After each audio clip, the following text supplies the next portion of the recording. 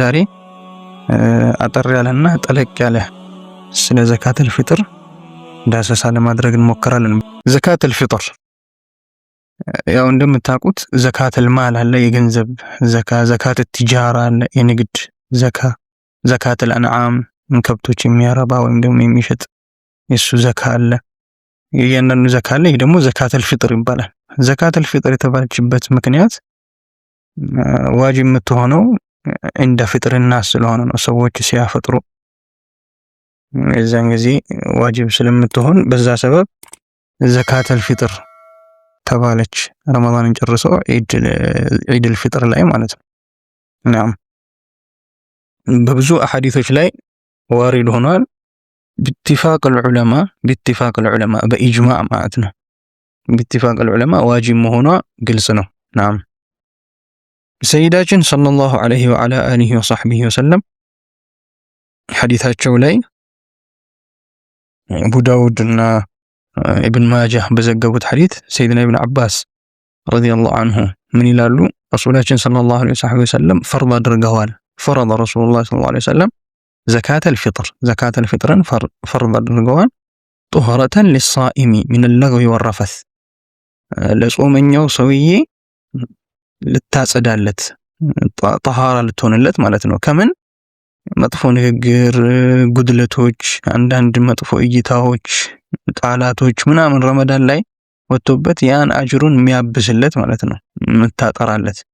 ወጡዕመተን ሊልመሳኪን፣ እንደገና ደግሞ ለመሳኪኖች፣ ለሚስኪኖች፣ ለድሆች ደግሞ ጡዕማ እንዲሆናቸው፣ መብቃቂያ እንዲሆናቸው፣ ምግብ እንዲሆናቸው የዒዱ ቀን ሁሉም በየቤቱ ሲደሰት፣ ሁሉም ከቤተሰቡ ጋር ተብቃቅቶ ሲቀመጥ ተደስቶ ለነሱም ደግሞ የዛ ሰዓት ላይ ያን ሐቃቸው እንዲደርሳቸው ማለት ነው። ናም መን አዳሃ ቀብለ ሰላህ አሉ፣ ከሰላት በፊት ሰላተል ዒድ ማለት ነው። ጠዋት ከሱ በፊት አዳ ያደረገ የሰጠ ዘካውን ያወጣ ፈህየ ዘካቱል መቅቡላ፣ መቅቡል የሆነች ዘካናት አሉ። ወመን አዳሃ ባዕደ ሰላህ፣ ከሰላት በኋላ ግን ያለምንም ዑዝር ማለት ነው።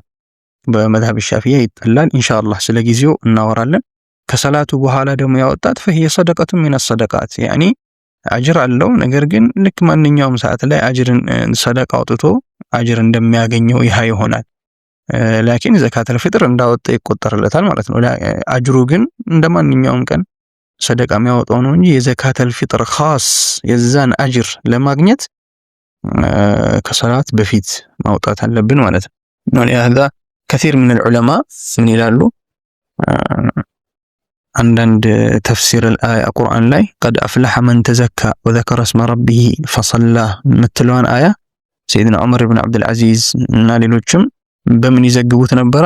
ዘካተል ፊጥርን አፍለሐ በጣም ፈላህ ወጣ፣ ነጃ ወጣ፣ ዘካተል ፊጥሩን ያወጣና ከዛ በኋላ ሄዶ ተክቢራውን አድርጎ ሰላቱን የሰገደ ዒድን ማለት ነው። በዚህ ላይ አንዳንዱ ተፍሲር ያደርጉታል። ሰይድና ወኪዕ ኢብን አልጀራህ የሰይድና ኢማም ሻፊዒ ሼክ ናቸው። ምን ይላሉ ስለ ዘካተል ፊጥር? ዘካተል ፊጥር ለረመዳን ልክ እንደ ሰጅደት ሰህው፣ አንድ ነገር ሰላት ላይ ስንረሳ ሰጅደት ሰህው ይደረግ አይደለ? ስጁድ ሰህው የሚባለው ከሰላት በኋላ ያን ማበሻ፣ የተረሳውን ነገር ማበሻ። ዘካተል ፊጥር ደግሞ ለረመዳን ልክ እንደ ስጁድ ሰህው ነው። ጾም ላይ የተከሰተውን አንዳንድ ጉድለቶችን ትሞላዋለች፣ ትጠግነዋለች ይላሉ ኢማም ነወዊ ከሰይድና ወኪዕ ኢብን አልጀራህ እንደዘገቡት ኪታባቸው ላይ ማለት ነው። ናም ያው ይሄ ዘካተል ፊጥር ያ ኢኽዋኒ እንዳልነው باتفاق العلماء ግዴታ ነው። በሌላ ሐዲስ ላይ ሰይድና ኢብኑ ዑመር በሚያስተላልፉት ፈረደ ረሱሉላህ ሰለላሁ ዐለይሂ ወሰለም ዘካተል ፊጥርን ፈርድ አድርገዋል አላ ኩሊ ዘከሪን ወኡንስ፣ ሴትም ሆነ ወንድ ሆነ ትንሽም ሆነ ትልቅም ሆነ ባህራም ሆነ ሑርም ሆነ ሚነል ሙስሊሞች ሙስሊም የሆነ ላይ እንዳለ ያ ነገር ዋጅብ ይሆናል ብለዋል። መታ ዋጅብ እንደሚሆን ጊዜውን ምናምን ነገር በመዝሀብ ሻፊዒ እንደጠቀሱት ኪታባቸው ላይ ለዘካተል ፊጥር 5 ጊዜዎች አሉት። ያ 5 ጊዜዎች አንደኛ ዋጅብ የሚሆንበት ጊዜ ማንኛውም ሰው ማውጣት ያለበት ማለት ነው። ዋጅብ የሚሆነው መቼ ነው? ሰውየው ከረመዳን ትንሽም ክፍል የመጨረሻውን አግኝቶ ከሸዋል ደግሞ የዒዱ ቀን ትንሽ ጊዜ ያገኘ ያህን ጊዜ የነበረ ዋጅብ ይሆንበታል ማለት ነው ዘካተል ፊጥር። መቼ? ረመዳን መጨረሻውን ነበር። ከዛ በኋላ መጀመሪያው ሸዋል ደግሞ ዒድ ማለት ነው የመጀመሪያው ዒድ ላይ ነበር፣ በህይወት ነበረ። በህይወት ኖሮ የሚመጡትን ሸርጦችን መስፈርቶችን አሟልቶ በዛች ሰዓት ላይ ከተገኘ ግዴታ ይሆንበታል ማለት ነው። ከዚህ ምን እናውቃለን?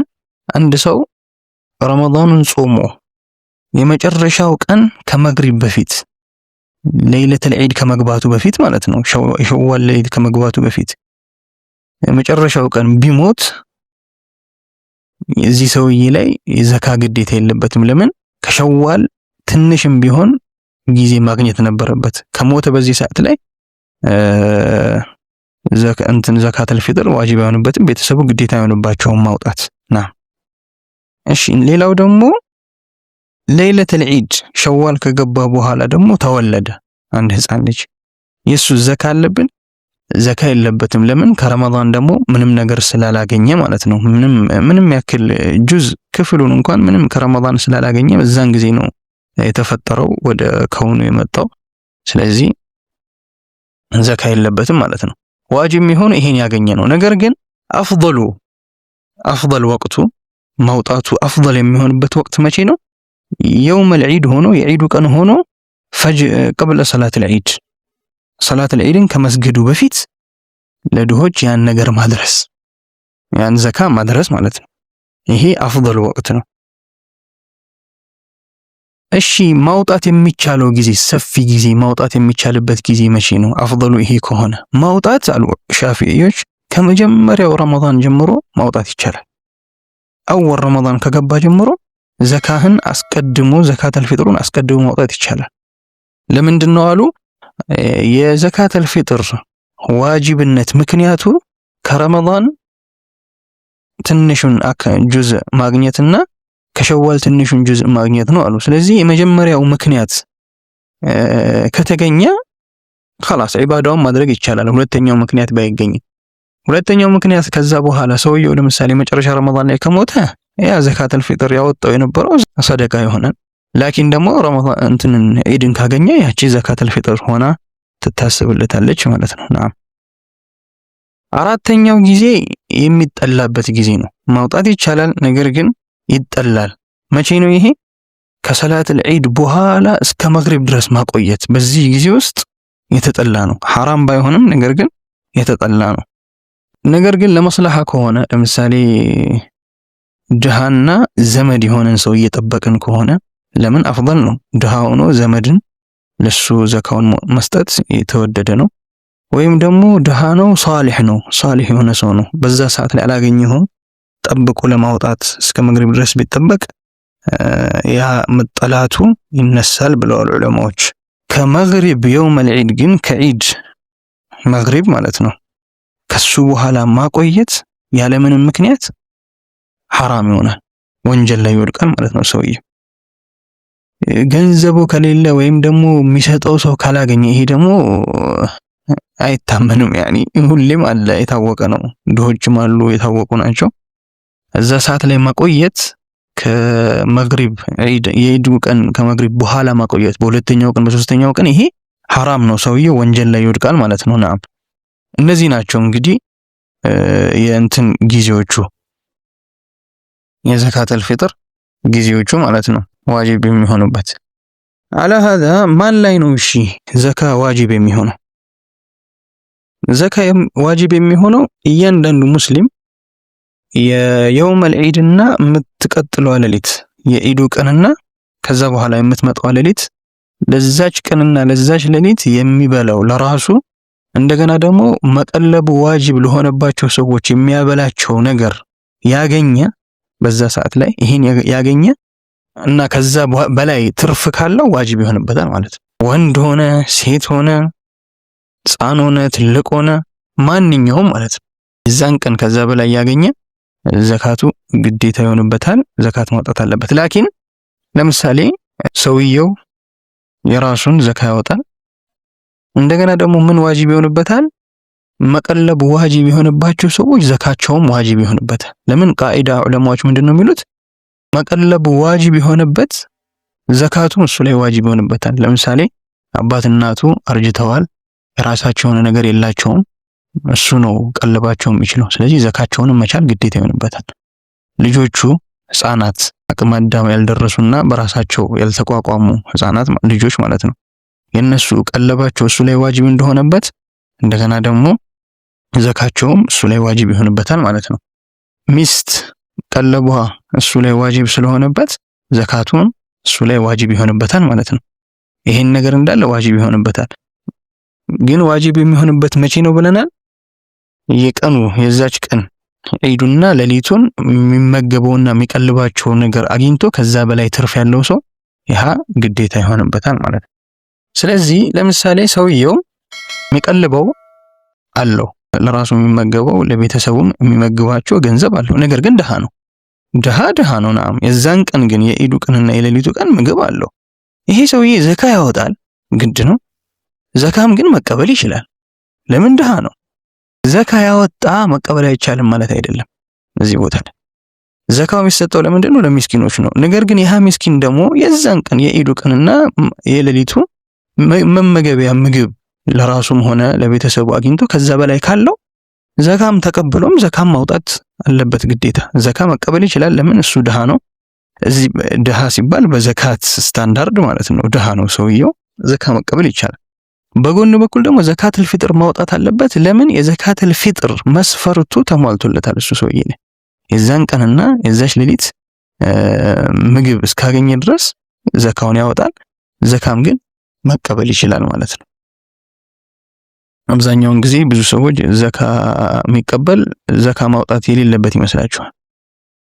እንደዛ አይደለም። ዘካተል ፊጥር መስፈርቱ ትንሽ ነው። ዘካ የመቀበል ግን ምስኪንነት ግን መስፈርቱ ሰፊ ነው። ድሃ የሚባለው ወይም ደግሞ ምስኪን የሚባለው ማለት ነው። የዘካ ፊጥር መስፈርቱ የዛን ቀንና የዛችን ሌሊት ምግብ ማግኘት ነው። ይሄን ያገኘ ደግሞ ሁሌ ሀብታም አይባልም፣ ምስኪን ነው። ዘካተል ፊጥር ዋጅብ ቢሆንበትም ዘካተል ፊጥርን ይቀበላል። ከዛ በኋላ ዘካተል ፊጥርን ያወጣል፣ ግዴታ ይሆንበታል። እሱ ላይ የልጆቹን ይምና የቻለውን ማለት ነው። ካልቻለ ግን የተቻለውን ያወጣል። ለምሳሌ የሁለት ሰው ነው የቻለው፣ የራሱንና የልጁን ለምሳሌ ወይ የራሱንና የሚስቱን ይሄን ያወጣል።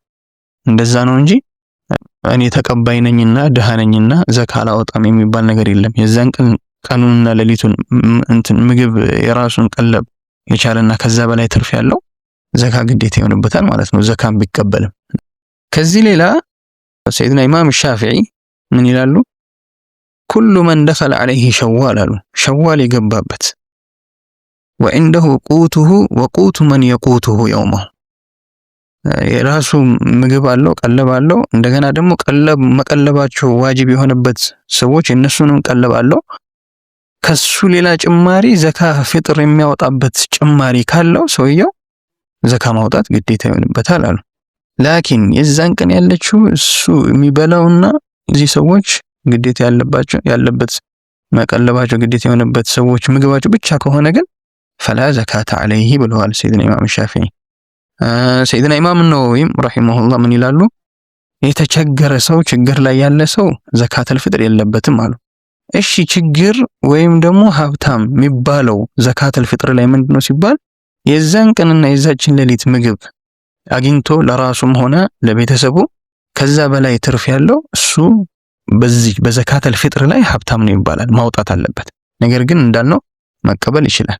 ከዛ ግን ማይጨምር ከሆነ እዚህ ሰዓት ላይ ግዴታ አይሆንበትም ማለት ነው። ዘካተል ፊጥር ከምንድን ነው የሚያወጣው? ያው ሀገሪቷ ላይ ካለው አብዛኛውን ጊዜ ቀለብ ተደርጎ ከሚያዝ ነገር ነው። ያው እንደሚታወቀው እኛ ሀገር ስንዴ ያለ ጤፍ አለ፣ ከሱ ነው።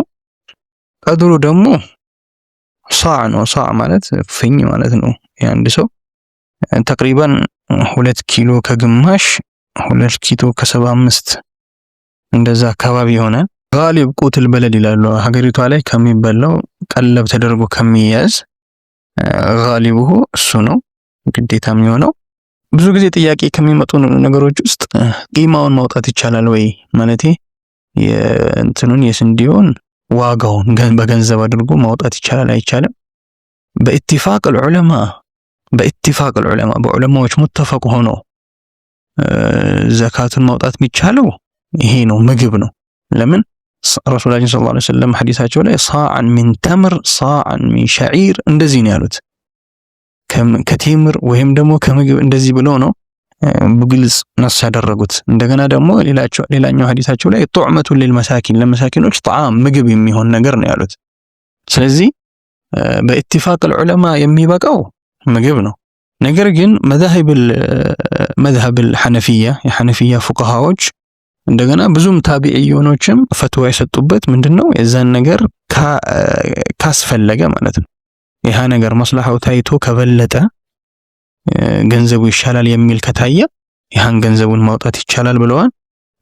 ፉቃሃ ሻፊዒያዎቹም ይሄን ነገር መስራት ይቻላል ብለዋል በዚህ ነገር በገንዘብ መውጣት። ነገር ግን በኢትፋቅ ከዚህ ነገር ላይ ሰላም ሆኖ ለመውጣት ምግብ ተደርጎ ቢወጣ ኸይር ነው።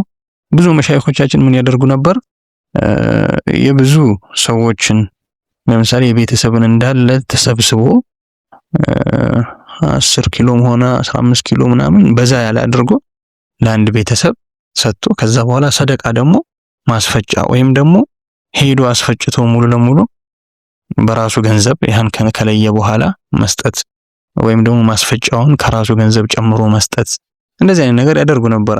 ማዳም ይሄ ነገር ከአላህ ጋር ንግድ እስከሆነ ድረስ እነዛ ምስኪኖችን ማስደሰት በጣም ትልቅ ነገር ነው። ያ ኢኽዋኒ ወላሂ እኛ እየተደሰትን በየቤታችን ገንዘብ ኖሮን መምኖን እነሱ ግን ዲቅ ላይ ጥበት ላይ እንዳይሆኑ ማሰብና ማስደሰት ይሄ ትልቅ ዒባዳ ነው። ለአላህ ጀላሉ የሚደረግ ዒባዳ ነው።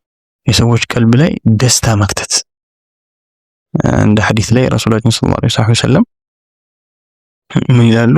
ሚን አፍضل الأعمال إدخال السرور في قلب أخيك المسلم ومسلم ወንድምህ ልብ ላይ ከአፍضل الأعمال ጥሩ ኸይር ስራ ከሚባል ስራዎች ውስጥ የወንድም ልብ ላይ ደስታን መክተት፣ ይሄ ነገር ፈገግታን ማየት፣ ይሄ ነገር በጣም ትልቅ ነገር ነው።